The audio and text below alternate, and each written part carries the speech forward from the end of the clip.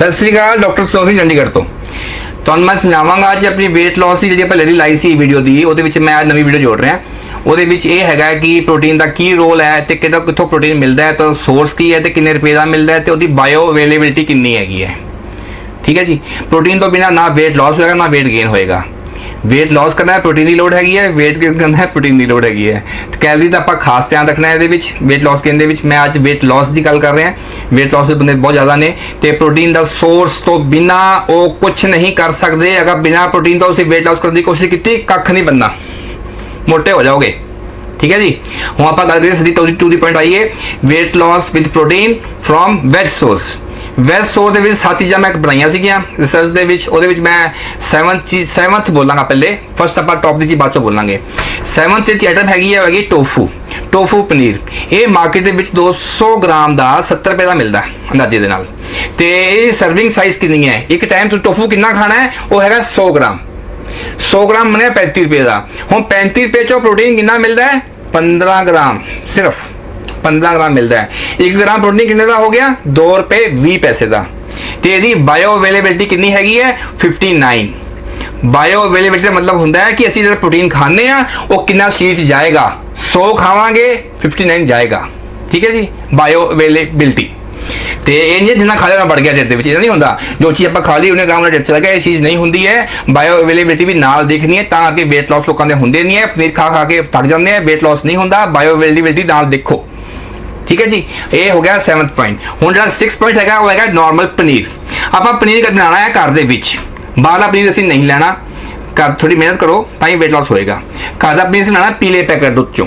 पीला पैकेट दुध मिलता है 20 रुपए का, अद्धा किलो का। अद्धा किलो के विचों दी असीं निंबू पा के या दही खट्टा दही पा के थोड़ा जिहा ते असीं पनीर बना सकते हैं। वो तो बनाना आंदा है। तो वो जो 500 ml जो दुध है पीले वाला उस बनता है 100 ग्राम पनीर। तो वो 100 ग्राम जो पनीर है वो पिया 20 रुपए का। उस तो तुम्हें मिलेगा प्रोटीन 18 ग्राम।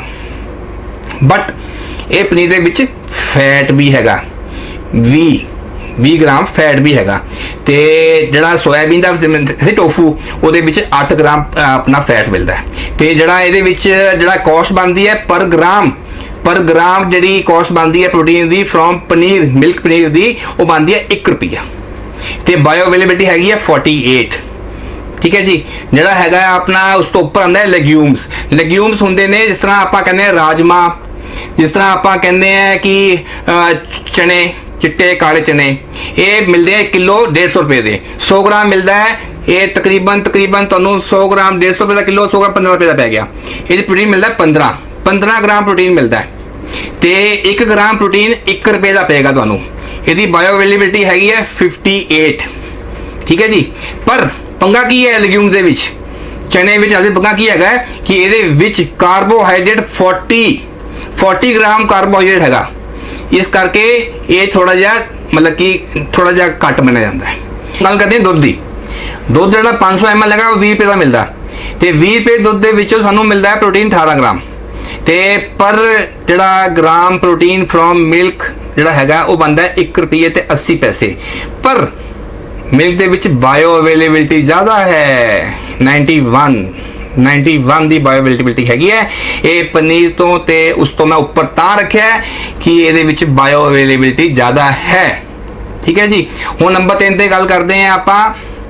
दसो की है, पीनट्स, मूंगफली रोस्टेड। ये तकरीबन 120 रुपए किलो है शायद, है ना, 120 रुपए किलो ला के रखो। तो ये सर्विंग साइज है वो है 30 ग्राम। 30 ग्राम तो ज़्यादा पीनट आप कोशिश करिए कि ना खाइए। 30 हो गया या 40 ऊपर ना खाइए, 30 ग्राम रखते हैं आप। चलो 30 ग्राम सर्विंग के विच सानू जो प्रोटीन मिलता है वो है सिर्फ 7 ग्राम। हुण तुसीं कहोगे कि मैं उत्ते क्यों रखा है, ये उत्ते मैं इस करके रखा है कि इस विच सानू वेरी गुड फैटी एसिड मिलते हैं। वेरी गुड फैटी एसिड मिलते हैं जो पीनट विच हुंदे ने। तो उहदे नाल ये बहुत अच्छा सोर्स बनता है पीनट का। तो यदि जड़ा पर ग्राम जड़ा प्रोटीन मिलता है पीनट्स तो वह पैंदा सिर्फ 50 पैसे। ये आप जरूर रखना है। पीनट्स को मैं उपर रखा कि पीनट्स आप जरूर खाने हैं जिन्होंने प्रोटीन सोर्स लेना है, क्योंकि फैट अच्छा फैट HDL फैट मोटा वाला फैट, मतलब मोटा वाला मीन्स कि हाई घनत्व वाला संघना फैट, खुला फैट नहीं, LDL नहीं, गंदा वाला नहीं, चंगा वाला फैट मिलता है, वो काफ़ी मिलता है ये। तो 30 ग्राम के 7 ग्राम मिलता है। ये जी कॉस्ट बनती है सिर्फ 50 पैसे।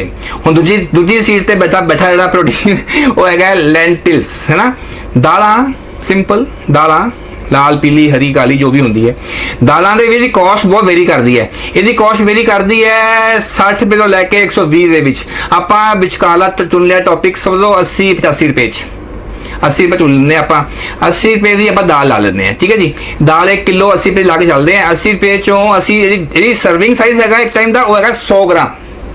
100 ग्राम दाल जी हैगी है ना, फुलती भी है बाद चो, वो काफ़ी फुल के वो 150-200 ग्राम बन जाती है। 100 ग्राम दाल के सानू मिलेगा 18 ग्राम प्रोटीन। 18 gram protein. यदि बायोअवेलेबिलिटी हैगी है 65। यदि कॉस्ट भी बहुत घट हैगी है, वो हैगी है 40 पैसा ला लो तुसीं, 40 पैसे की पैंदी है पर ग्राम प्रोटीन। पर पंगा इत्थे की हैगा कि ये पचदा बहुत जल्दी है। पंगा की है, कार्ब्स ज़्यादा है, कार्ब्स ज़्यादा है। असी की करना है कि जड़ा तो मैं लिस्ट दे रहे हैं सारी, तो ये तुसी ना ये मिक्सिंग खानी है, सारा इनू मिला जुला के खाना है। कला एक सोर्स तो नहीं लेना प्रोटीन, किस कुछ मिलता है, किस कुछ मिलता है। आप जी हम दाल की गल भी करिए, जिन्होंने फैट लॉस करना है, मैं उन्होंने यही कहूँगा कि दाल भी तुसी मिक्स कर लो दाल सारिया माड़िया। तो वो की होंगे कि हर दाल के कोई खास स्पैसीफिक अमाइनो एसिड मिलता है, वो ज़्यादा बैटर रहेगा फैट लॉस ली या वेट लॉस ली, ठीक है जी। लैंटिल दी अपन 18 ग्राम 100 ग्राम च मिल जाता है। टॉप ते आंदा है नंबर 1, सोचो की है, सोया चंक्स, ठीक है। सोया चंक्स जिहड़े हैगे ने मार्केट दे विच 200 ग्राम का पैकेट मैं पता किया सीगा, वो 40 रुपये का मिल जाता है, ठीक है। 50 ग्राम जो सोया चंक पै गया सानू 10 रुपये का। सर्विंग साइज की है 50 ग्राम का। 50 ग्राम चों ध्यान नाल सुनियो, 50 ग्राम दे विचों दी सोया चंक्स चों सानू 25 ग्राम सानू प्रोटीन मिल जाता है।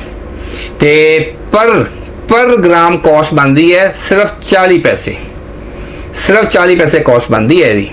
तो ये जड़ा है जी बायोअवेलेबिलिटी हैगी है वो 59 हैगी है। टॉप ते रहेगा सोया चंक, ठीक है जी। ये सीगे वैज सोर्स। हुण आपां गल करते हैं नॉन वैज की। नॉन वैज दे विच 3 चीज़ां अच्छियां पाईयां गईयां जिहदे च आपां नूं प्रोटीन काफ़ी अच्छा मिल जाता है। नॉन वैज का प्रोटीन का परे होया है, नॉन वैज वाले को पंगा पैंदा है नहीं प्रोटीन के नाल। ते 3rd नंबर पर मैं रखिया है फिश नूं। फिश सानूं मिलती है 1 किलो तकरीबन 500 रुपये की। फिश की कई वैराइटीज़ है मार्केट दे विच, ते इंडियन पॉम्पैट वगैरह, सिंगाड़ा टाइप या राहू काटला। ये तकरीबन जी साइज़ है, सर्विंग साइज 100 ग्राम का बनता है। तो 100 ग्राम के सानू जो प्रोटीन मिलता है वो है जी 25 ग्राम। तो पर ग्राम प्रोटीन जो फिश का मिलता है वो है जी 2 रुपये। तो यदी बायोअवेलेबिलिटी हैगी है 83। तो काफ़ी अच्छा सोच। नॉन वेज का चक्कर ही कोई नहीं है फैट का, सॉरी प्रोटीन का। तो है जी मैं चिकन जो 1 किलो मिलता है वो 250 रुपये का मिलता है अंदाजे नाल। तो कोशिश करो कि जो 250 रुपये चिकन मिलता है वो तुसी ਉਹਦੇ चैस्ट वाले पार्ट ज़्यादा पवा लो। तो 100 ग्राम मेरा सर्विंग साइज है। 100 ग्राम तुहानूं पेगा रफली 25 रुपये का पै गया ना, किलो 250 रुपये का हैगा। तो 100 ग्राम 25 रुपये का पै गया, तो तुहानूं इत्थे प्रोटीन मिलेगा तकरीबन 24-25 ग्राम। तो कॉस्ट यदि जी बनती हैगी है वो रफली 1 रुपये 60 पैसे बनती हैगी है। तो बायोअवेलेबिलिटी हैगी है 79। काफ़ी ज़्यादा ये भी एब्जॉर्ब होंदा है, पर ये फिश तो घट एब्जॉर्ब होंदा है। पर ये प्रोटीन जोड़ा है वो 25 ग्राम ही मिल जाता है। तो मतलब कि फिश तो ये सस्ता है चिकन, इस करके नंबर 2 ते रखा इन्हूं मैं। नंबर 1 ते है सदाबहार अंडे। संडे या मंडे रोज़ खाओ अंडे। अंडे दे विच की है कि एक ट्रे मिलती है 140 रुपीज़ की। तो वो एक अंडा सानूं पै गया रफली 4 रुपये कुछ पैसे का। एक अंडा पै जाता है 4 रुपये 60 पैसे करीब पै जाता है। तो सानू एक अंडे तो मिलता है प्रोटीन 4 ग्राम। तो वो कॉस्ट बनती है, देखो इतने कॉस्ट की बनती है सिर्फ 1 रुपये 10 पैसे। अंडा नंबर 1 ते है protein source for non vegetarian. Bioavailability सोचो कितनी होएगी 94। बहुत टॉप की चीज़ है 94। तो बाहरली कंट्री में ਜਿਹੜੇ ਲੋਕੀ ਵੈਜੀਟੇਰੀਅਨ ਹੈਗੇ अंडे भी खाते हैं। तो अंडे ਦੇ ਵਿੱਚ बायोअवेलेबिलिटी 94 हैगी है।